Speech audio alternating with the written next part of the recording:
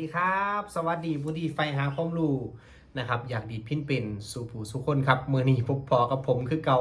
ครูวัดสอนดีดพิณนะครับเนาะรีวิวครับพิณไฟฟ้าไม้ประดูนะครับเนาะสวยงามนะครับผู้ใดอยากได้หรือว่าผู้ใดชอบนะครับเนาะจับจองได้ตัวนี้มีพร้อมส่งเช่นเคยนะครับรีวิวแบบว่าเฮาบ่ต้องต่อตู้โอ้บ่แม่นรีวิวแบบว่า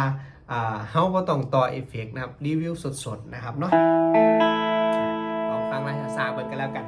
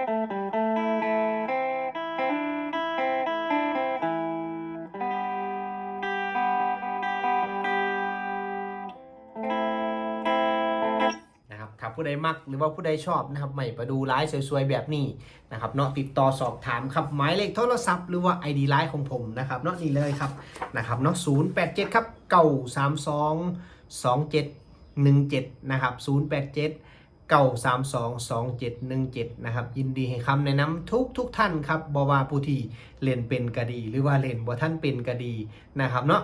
พบพอกันนะครับคลิปหน้าสำหรับคลิปนี้ขอบคุณทุกท่านหลายๆที่ติดตามรับชมนะครับอย่าลืมกดไลค์กดแชร์กด Subscribe เพื่อเป็นกำลังแรงใจให้ลูกให้หลานนำนะครับเนาะสวัสดีครับ